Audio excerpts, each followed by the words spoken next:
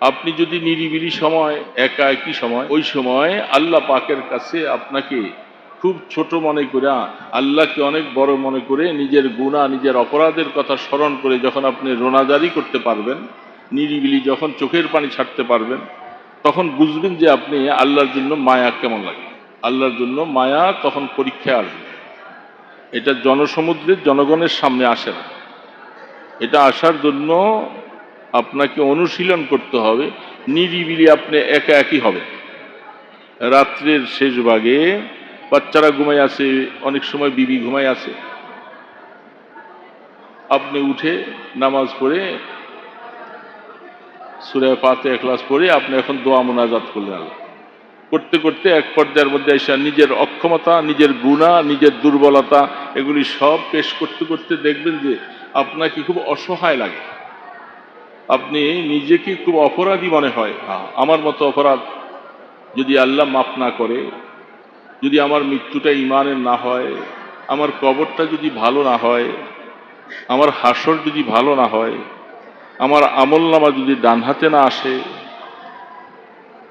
আমি যদি পুলসেরাত পাড়ি দিতে না পারি, তখন আমার কি অবস্থা হবে। নিজের এই হালাতগুলি দিলের মধ্যে আসার পরে যখন আল্লাহর জন্য আপনি আস্তে আস্তে করে একটু একটু করে বাড়তে থাকবেন, তখন আপনি দেখবেন যে আল্লাহর জন্য মায়া কতটুকু। মায়া আসলে দেখবেন চোখ দিয়া পানি পড়বে। এখন আল্লাহর মহব্বতওয়ালা ব্যক্তি, আল্লাহর আশেক যে হয়, সে নিজে নিজে তখন এই কথাগুলি কথা মনে করে। ওই সময়টা, যেই সময় আমার জীবনটা চলে যাবে, আল্লাহ পাক আমার রূহটা নেওয়ার জন্য ফেরেশতা পাঠাই দিয়ে, আমি চাই যে আমার এই হায়াতটা শেষ হইয়া এমন একটা হায়াত এখন সামনে আসবে, জীবনে কত কষ্ট, কত ক্লেশ, কত কিছু, কত ঝামেলার মধ্যে ছিলাম, আর এখন যদি আল্লাহ ঈমানের সাথে যদি তুমি আমাকে নিয়ে যাও, আমার হায়াতটা এখন এমন একটা হায়াত হবে, তখন আমি আল্লাহ পাকের কাছে সানন্দে চলে যাব, গজল গাইতে গাইতে আমি আল্লাহর কাছে চলে যাব। খুশ আমদেদ বলে বলে যখন আমাকে আহ্বান করা হবে, ফেরেশতাদের পক্ষ থেকে যখন ঘোষণা আসবে, মারহাবাম বিকুম, মারহাবাম বিকুম, এই দুটা কার যেন এত সুগ্রাণ, এত সুগ্রাণ মুখরিত। ফেরেশতাদের পক্ষ থেকে যখন এইভাবে বলা হবে, তখন আমার হায়াতটা দামি হায়াত হলো, আমার মৃত্যুটা দামি হলো, আমার আখিরাতের সমস্ত ঘাটিগুলি বেড়া পার হয়ে যাবে। এই জন্য আল্লাহর আশিকেরা অনেক সময় মাঝে মধ্যে এই সমস্ত হালাত পড়ে পড়ে আল্লাহর কাছে দরখাস্ত করে যে ওই দিনটা যখন আসবে, যে দিনটা আমি দুলার মতো সেজে কবরে যদি যাইতে পারি, তখন আমার হায়াতটাও দামি হলো, আল্লাহ পাকের সাথে আমার একটা সম্পর্ক মহব্বত হবে। এই কথাগুলি বলেই মনে মনে রাত্রি নিরিবিলি যখন আপনি হাত তুলে দোয়া করতে থাকবেন, দেখবেন যে আপনার হালাতটা কেমন। একদিন, দুদিন, 3 দিন, 4 দিন, 5 দিন এই অবস্থা করি, একা একা একা একা, দলবল নিয়ে না, মন ভরে কাঁদবেন, মন ভরে কাঁদবেন, মন ভরে কাঁদবেন, চোখের পানি আসতে থাকবে। তখন রাত্রটা শেষ হয়ে যায়, মুয়াজ্জিন আজান দিয়ে ফেলে, কিন্তু মুনাজাতের স্বাদ মিটে না, স্বাদটা মিটে না। তখন যদি রাত্রটা আর একটু লম্বা আর একটু হইতো, মুয়াজ্জিন যদি এত তাড়াতাড়ি আজানটা না দিয়ে দিত, আরো না মজা লাগতো একটু। এই জন্য তখন আপনার এই মুনাজাতের সময়টা আপনার কাছে খুব তুচ্ছ মনে হবে, খুব ছোট মনে হবে। কারণ আমি এখন যে সময়ের মধ্যে ডাকতেছি, আমার আশপাশে কেউ নেই, সেখানে রিয়া আসার কোনো অবস্থা নেই, লৌকিকতার কোনো কারবার নাই, তখন শুধু আপনি আর মাওলা, আর কেউ নেই। তখন আপনি যা বলতে বলে চায়। এই জন্যেই আল্লাহ পাকের বান্দারা, তারা শেষ রাত্রে দোয়া মোনাজাতে মজা পায়। এই মজাটা দিনের বেলায় আসে না, লোকালয়ে আসে না। এটা মজা হলো ওই সময়। কারণ যেহেতু আপনি আশেক, মাওলা মাসুক, মাসুকের সামনে আশেক তখন নিজকে যেমনি মনে চায় তেমনি পেশ করে, যেমনি মনে চায় তেমনি পেশ করে। अल्लाह अकबर दिल हमरा महो याद खेश गर्दा دلم را محویات خیش گرداں مرا حسب مراد خیش گرداں دلم از نقش باطل پاک فرما براہ خود مرا چالاک فرما اللہ پر گناہ ہمرا اگر دیدی نگر ہم بعفو و فضل خدا اے شاہ عالم আল্লাহর আশিকরা আল্লাহর কাছে দোয়া নিরিবিলি বসে বসে মাওলার কাছে মন ভরে দোয়া করে তখন দেখবেন যে মাওলার জন্য আপনার মায়া লাগে কি লাগে না। তখন আপনার দিলটা এমন হয়ে যাবে, এমন দিলটা হয়ে যাবে, আপনার মনে চায় যে আমার সবকিছু ছেড়ে দিয়ে যদি আমি মাওলার আশিক যদি হয়ে যেতে পারি। আল্লাহ সুবহানাহু ওয়া তাআলা তিনি এত মহব্বতের নজর তখন আপনাকে দিকে দেবে, এটা আপনি নিজে অনুভব করতে পারবেন। মহব্বতের নজর আল্লাহ তরফ থেকে আসবে তখন। এটার জন্য আল্লাহর মহব্বত দিলের মধ্যে কতটুকু, তখন এগুলি শেষ করার পরে আপনি এবার বসে বসে মাওলাকে যখন ডাকবেন, আপনার কাছে ওই 200 বার তো কোন সময় জানি শেষ হয়ে যাবে, টের পাবেন না। তখন ডাকার সময় খেয়াল হবে লা ইলাহা ইল্লাল্লাহ লা ইলাহা ইল্লাল্লাহ লা ইলাহা ইল্লাল্লাহ লা। এই জন্য নিরিবিলি বসে বসে রাখেন চুপচাপ করে, কারো ঘুম যেন নষ্ট না হয়, কারো ঘুম যেন নষ্ট না হয়। ইসলাহি জুড়ে আমি বলছিলাম, যারা আসছিলেন তো শুনছেন, রাত্রি মনটাকে পুরা পাকাপোক্ত করে যদি আপনি উঠার নিয়ত করেন, তখন দেখবেন যে সময় মতো আপনার চোখ খুলবে, আল্লাহ উঠাই দিবে। আর এটা পরীক্ষা করার জন্য অনেক সময় দেখা যায় তুমি নিয়ত করে শুইছে উঠবা, হঠাৎ করে চিন্তা করবো আর একটু সময় আছে পরে এই কইয়া আর একটু ঘুম গেলেন, দেখলেন যে আপনি একটু অলসতা করলেন, আপনার চোখটা যাইয়া এমন সময় খুলবে তখন আর তাহাজ্জুদের সময় আর থাকবে না। তখন যদি আরেকটু যদি চিন্তা করেন যা তাহাজ্জুদ তখন পাই নাই, এখন আর এত আগে উঠে লাভ কি, কারণ জমাত তো অনেক পরে, চোখ এমনভাবে আটকিবে জমাত সহ শেষ। একটা পরীক্ষা করে দেখেন, তাহলে বোঝা যায় যখন আমি নিয়ত করি উঠার জন্য, আল্লাহ চায় যে তুই উঠ গোলাম উঠ, সেই নিয়তটার মধ্যে পাকাপোক্ত রাখলেই দেখবেন উঠবে, উঠাই দিবে উঠাই দিবে। হঠাৎ করে একটা স্বপ্ন দেখবেন, কিছু দেখবেন, ঘুমটা ভাঙিয়ে যাবে, আরে ঘুম ভাঙিয়ে গেল গা, আমার তো উঠার সময় হয়ে গেছে। আসলে অল্প সময় হোক, এখন তো প্রায় 4 মিনিট পর্যন্ত 5 মিনিট পর্যন্ত তাহাজ্জুদ পড়া যায়, আস্তে আস্তে রাত বড় হইতেছে। আপনি অল্প সময় নিয়ে উজু করে কমপক্ষে 2-4 রাকাত নামাজ পড়ে একটু দোয়া করার মতো সুযোগটা নেন হাতে। কি অসুবিধা আছে, কি পেরেশানি আছে? অসুবিধা পেরেশানি কিছু জানেন, আল্লাহ তুমি আমার কি পেরেশানি কি অসুবিধা আমি তোমার কাছে কি, তুমি তো আমার থেকে ভালো জানো, তুমি আমার থেকে ভালো জানো, আমি ওগুলি কি আর চাবো, আমি ওগুলি চাই না, আমি তোমাকে চাই, আমি তোমাকে চাই। তুমি আমার মতো গোলামকে একটু মাফ করে দাও, তুমি আমার উপর একটু রাজি হয়ে যাও, বাস আমার এটি চাওয়ার পাওয়ার কিছু না, তুমি আমার উপর রাজি হও, আমাকে গোলাম বানাও। আকাবিরিনদের জীবনী কত অবস্থা। এই জন্য আল্লাহর সাথে মহব্বতের সম্পর্ক রাখা হলে দিলটা ওইরকম বানান। সারাদিন চলেন ফিরেন চলতেছেন, আপনি সময় মতো আপনার মনের কথা বলবেন, বলে শুধু দুনিয়ায় চাইেন না, চান অসুবিধা নেই, আমি আল্লাহ তোমার মহব্বত চাই, তোমার ভালোবাসা চাই, একটা ফোঁটা। তুমি তোমার কত বড় যারা আছে এদেরকে তুমি সাগর দিছ, আমি একটা ফোঁটাও কি পাই না, একটা ফোঁটা। এই জন্য নিরিবিলি সময়টা আল্লাহর সাথে একটু সম্পর্ক লাগাই দোস্ত আমার, একটু একটু করতে করতে হায়াত তো শেষ হয়ে যাচ্ছে, বাড়দিকে চলে আসছে, বিভিন্ন অসুস্থতা এটা সেটা, এখন আর হাঁটা যায় না, উঠা যায় না, উঠা বিছানার থেকে উঠতেই সময় লাগে কত মিনিট, কত কষ্ট। এগুলি যখন কমজোর হয়ে যাবে তখন মনে অনেক কিছু চাবে, করতে পারে, মনে চাইলেও পারা যায় না, মনটা তো অনেক কিছু চায়।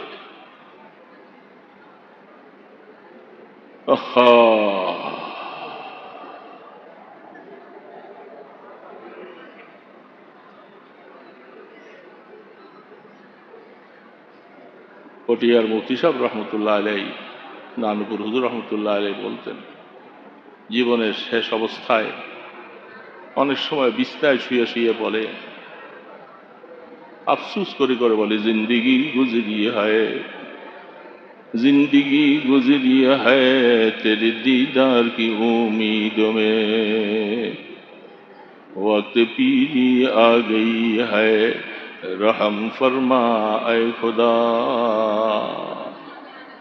जिस्म से ताकत गई कल्ब से हिम्मत गई, ऐ दिमागा फद रसीदा रहम फरमा ऐ खुदा।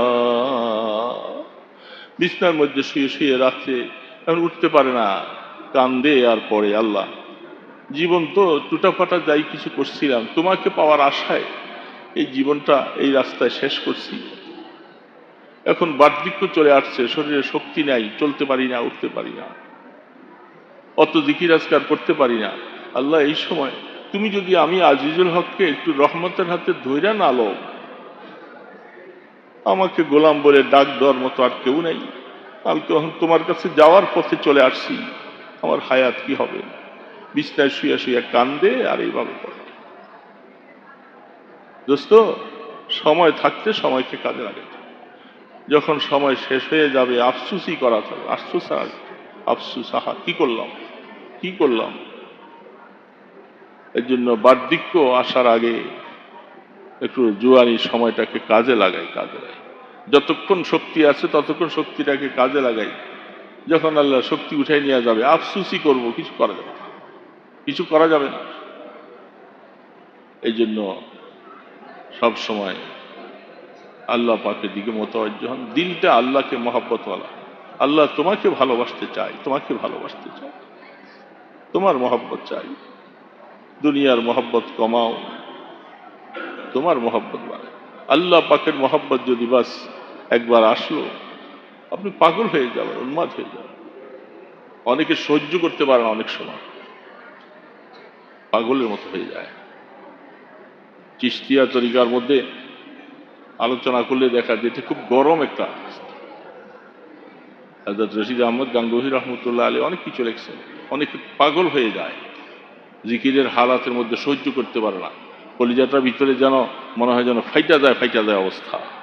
এই জন্য নিরিবিলি বসে বসে আপনি মস্ক করলে দেখবেন যে আপনার কাছে আপনার মায়া কত মায়া আপনি বুঝতে পারবেন। কিসের দুনিয়ার এই সমস্ত মায়া? তো তোমাকে যিনি কবরে শাসরে মিজানে তিনি ছাড়া কেউ যেহেতু নাই, এই জন্য মনে রাখি, কথাগুলি মনে রাখি, এবং সেই অনুযায়ী আল্লাহর কাছে দোয়াও করা দরকার যে আল্লাহ আমাকে তুমি এরকম বানাও, আমি যেন তোমার এরকম আশিক হতে পারি, এটা তোমার জীবন। কত মানুষ তোমার জন্য পাগলের মতো দৌড়ায়, পাগলের মতো। এই জন্য আল্লাহু আকবার। মুফতি রশিদ আহমদ রহমতুল্লাহ আলাইহি তিনি লিখছেন, আমার কিছু দোস্তরা হজে গেছে বাইতুল্লাহ, পরে আমাকে যখন জানাইলো, আমি তাদেরকে বললাম যে ভাই আপনারা বাবুল করিমের মধ্যে যাইয়া একটু আমার জন্য দোয়া করো। বাবুল করিম, ওনারা বাইতুল্লাহ ঘরের চতুর্পাশে কাগজ লইয়া এক একটা দরজা, এক একটা গেটের নাম লিখতেছে, লিখতে সব গেটের নাম লিখছে। হুজুর যে বলল বাবুল করিম, এই গেট তো পাই না কোথাও। হুজুরকে জানাইলেন, হুজুর আপনি যে বলছেন বাবুল করিমের মধ্যে যাইয়া একটু দোয়া করতে আপনার জন্য, আমরা তো এই দরজা পাই না, এই গেটটি পাই না।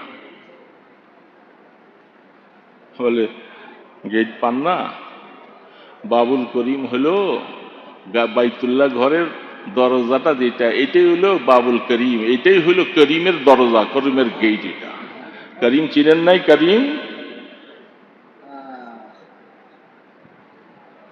আল্লাহ আকবার, সেই করিম দয়ালু ওয়ালার সব দরজা এটা, এই গেট।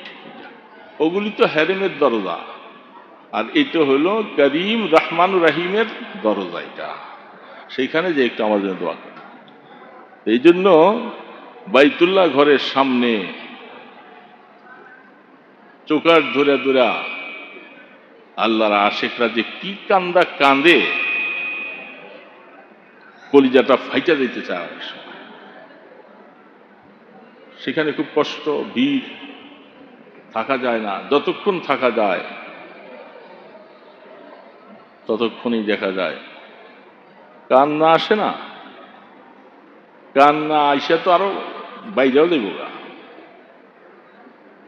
দরজা চোকার ধরছি, ওই এক প্রত্যেকে জানি এক পাগল, এই বেটায় পান্দা নামার শের পরে বলে বান্দায় বেগেরে খেতা, একবার নয় দুইবার নয়, বারবার করে এটা পড়তেছে। কি অর্থ? আল্লাহ, আমি একটা তোমার দরজার থেকে ভাইকে একটা গোলাম, চলে গেছি অনেক অনেক দুয়ারে, অনেক গুনাহ করছি, অনেক গুনাহ করে তোমার থেকে অনেক দূরে সরে গেছি। আল্লাহ, তোমার দরজায় আবার আসছি, তোমার চৌকাটে। তুমি যদি এখন যদি আমাকে মাফ না করো, আর করার জায়গা পৃথিবীতে নাই কোথায়। প্রাণ ভরে সে পড়ে আর কাঁদতেছে, তার কান্নায় তার সাথে সাথে আমিও পড়তেছি, আমারও তার সাথে কান্না দেখি, কান্না বুক ফাইটা যায় কান্নায়। আল্লাহ, গোলাম ভাইয়া গেছি, আবার গোলাম তোমার চৌকাটে আসছি। এটা আল্লাহ পাকের ঘর, ওই ঘরের চৌকাট। এটা যে কত বড় মোবারক, সেখানে যাওয়া যায় না অনেক সময়, সময় কোরবানি করিয়া যাইতে হয়। বরদারামুদ বান্দায় বেগে রেখেতা, আবরোয়ে খুদ বাইসিয়া রেখেতা। আমি যে গুনাহগুলি করছি, আমার গুনার জন্য আমি নিজেই লজ্জিত হয়ে আল্লাহ পাকের কাছে কথা বলা যাবে না। এই জন্য অনেক সময় যারা আল্লাহর বান্দারা, সেই আশিকদের সেই অবস্থাগুলি এগুলি সামনে আনতে হয়। আশিকে যখন কান্দে, তার পাশে বসলে কান্দে এমনি আসে। বাইতুল্লাহ ঘর তাওয়াফ করতেছে, আমাদের নানুপুর হযরত রহমতুল্লাহ আলাইহি বলতেছেন, এই বেচারায় তাওয়াফ করে আর বারবার পড়ে, একটা কথাটাই বারবার বলতেছে, ইল্লাম তারহাম মাইয়ারহাম ইয়া আরহামার রাহিমিন। আরবি ভাষায়, সে আরব দেশের মানুষ, কি বলে? ইল্লাম তারহাম মাইয়ারহাম ইয়া আরহামার রাহিমিন। আল্লাহ, তুমি যদি আমার উপরে রহম না করো, তুমি যদি আমাকে মাফ না করো, তুমি বলো কে মাফ করবে আমাকে কে মাফ করবে? এ রহমান রাহিম, তুমি বলো কে মাফ করবে আমাকে? এইভাবে বলে। আর কাল বাইতুল্লাহ হুজুর বলে যে আমি তার কথাটা শুনে আমারও দিলটা, আমি এখন তার মতো দোয়াটা শুরু করছি। কথা বাস্তব কথা, সারা দুনিয়ার সব কিছু ছেড়ে দিয়া তোমার ঘরের পাশে আসছি, ঘুরতেছি। তুমি যদি আমাকে মাফ না করো, আমি কোথায় মাফ পাবো? আমি আর যাবো কোথায়? যাওয়ার কোন রাস্তা না। এই জন্য আল্লাহ পাকের বাইতুল্লাহ জিয়ারতের কতগুলি স্বাদ আছে, কত মধ্যে। এখন তো নিজে পারি না, অসুস্থ হয়ে গেছি, হাঁটতে পারি না, 5টা মিনিটও হাঁটতে পারি না, কোমর ফাইটা যায়, হাঁটু ফাইটা যায়, তখন যখন আল্লাহ পাক নিছিলেন, বারবার গেছিলাম, মনে যা চাইছে তাই তখন বলছি। এখন মনে চায় আল্লাহ পাকের বাইতুল্লাহর কিছু স্বাদ আছে, কিছু মজা আছে, কিছু সময় আছে, সেই সময়গুলির কথা আল্লাহ পাকের কাছে ওইভাবে চাইতে হবে।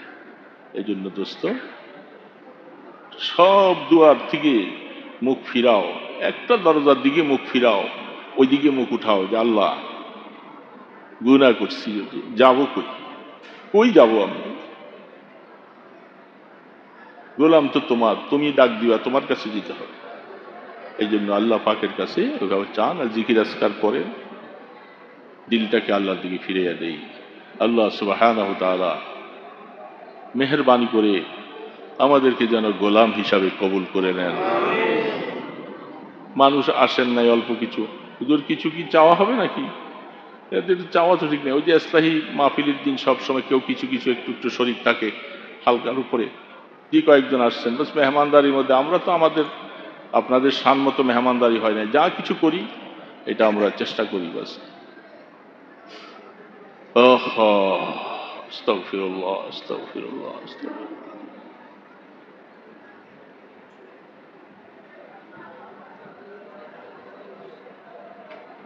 আস্তাগফিরুল্লাহ।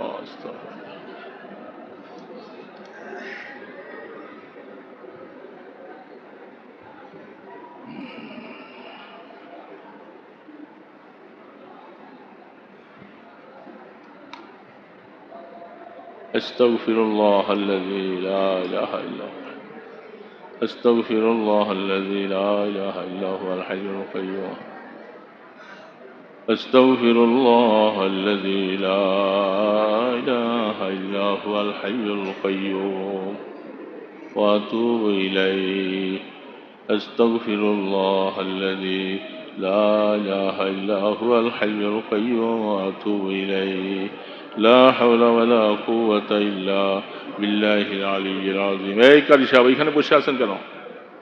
ওনার চলন হাতে। أستغفر الله الذي لا إله إلا هو الحي القيوم وأتوب إليه لا حول ولا قوة إلا بالله العلي العظيم اللهم صل على محمد وعلى آله وأصحابه وبارك وسلم اللهم صل على محمد وعلى آله وأصحابه وبارك وسلم الحمد لله رب العالمين الحمد لله رب العالمين والصلاة والسلام على أشرف الأنبياء والمرسلين يا حي يا قيوم يا حي يا قيوم يا حي يا قيوم يا رحمن يا رحيم يا ذا القوة المتين يا رحم المساكين يا رحم المساكين الله اے مولا রহমতের নজর দিয়ে একটু তাকাও আল্লাহ। আমরা কতগুলি গুনাহগার বান্দা, তোমার রহমত থেকে অনেক দূরে সরে গেছি বাবা। তুমি আমাদের গুনার কারণে আমাদের উপরে রাগ করে ফেলছো আল্লাহ। তুমি রাগ করতে পারো, আমরা যাবো কার কাছে বাবা? আমাদের তো আর কোনো মাবুদ নাই, আরেকজন রব নাই, আরেকজন রহমান নাই, আমাদের যাওয়ার জায়গা কোথায়ও নাই বাবলা।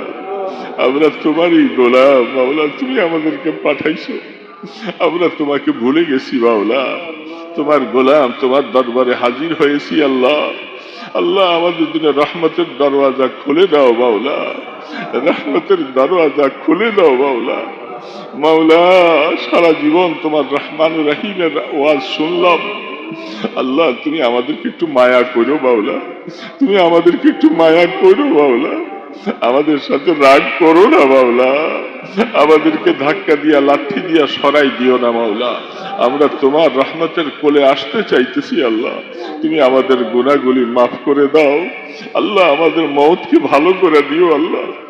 মওতের সময় আমরা আল্লাহ তোমার নূরের তাজাল্লি দেখে কবরে যাইতে চাই আল্লাহ। আল্লাহ আল্লাহ তুমি আমাদেরকে রহমতের হাতে ধইরা লইও আল্লাহ, আমাদেরকে রহমতের হাতে ধইরা লইও আল্লাহ। যতদিন হায়াত রাখো আল্লাহ, একটু সুস্থতার সাথে তোমাকে ডাকতে পারি, তোমাকে সেজদা দিতে পারি তৌফিক দিও আল্লাহ। আল্লাহ হাসপাতালে শোয়া হায়াত শেষ করে দিও না মাওলা, হাসপাতালে শোয়া হায়াত আল্লাহ এমন কঠিন রোগ দিয়ে আমাদেরকে আক্রান্ত করে দিও না। আমরা তোমার জিকির থেকে যদি বঞ্চিত হইয়া যাই, তোমার সেজদার থেকে যেন মাহরুম হইয়া না যাই আল্লাহ, তোমার কাছে দোয়া মোনাজাত করার থেকে যেন মাহরুম না হয়ে যায় আল্লাহ। তুমি আমাদেরকে ওরকম সেহত আফিয়ত নসিব করে দিও আল্লাহ। রহমতের হাতে ধইরা লইও আল্লাহ। আল্লাহ আল্লাহ জাহান্নামের কথা শুনলে কলিজা থরথর করে কাঁপে আল্লাহ। আল্লাহ আমাদেরকে কোনোদিন তুমি রাগ করে জাহান্নামে ফেলে দিও না আল্লাহ। আল্লাহ আমরা আগুন সহ্য করতে পারবো না মাওলা।